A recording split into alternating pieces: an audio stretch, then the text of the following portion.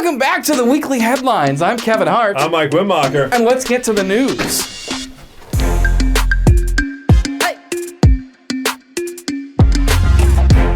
Alleged pedophile who somehow still has a job, Matt Gaetz, wants to hire Kyle Rittenhouse as an intern for the House of Representatives now that he has more time. Rittenhouse is a little old for Gaetz, but hey, maybe he needs help picking up young chicks. Either way, hope the House invests in some bulletproof vests. Some Springfield aldermen say it's time for the city to move back to paid metered parking downtown because it can no longer afford the lost revenue. City Council voted Tuesday night to use $200,000 of Federal American Rescue Plan Act funds to make up for the money lost by not charging to park at meters.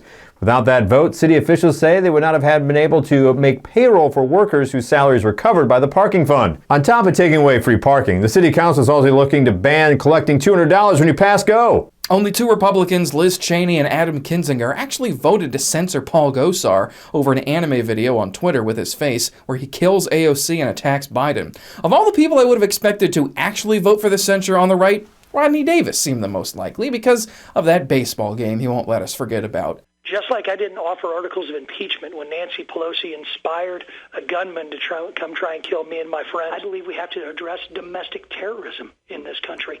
And I said it even after I got shot at, and I watched my friends bleeding. Overwhelming amount of people in law enforcement, including the two officers who saved my life a couple of years ago on a baseball field. And that was a horrible event. But assuming he even has morals, he just sold off all of them to garner brownie points with former President Pussy Grabber. This is a man who has even had death threats lobbied against him, and he still doesn't care. He doesn't care about AOC, doesn't care about you, probably not even Steve Scalise. And after that vote, I think he should legally change his name to Rodney Davis. Jacob Chansley, a.k.a. the QAnon shaman, a.k.a. Barney Rubher from the adult film The Flint Bones, was sentenced to 41 months in prison earlier this week for his role in the January 6th insurrection. In Chansley's rambling 40-minute speech to the court during sentencing, he said he was not a violent man, not an insurrectionist, and definitely not a domestic terrorist. He also stated that he will never reoffend again.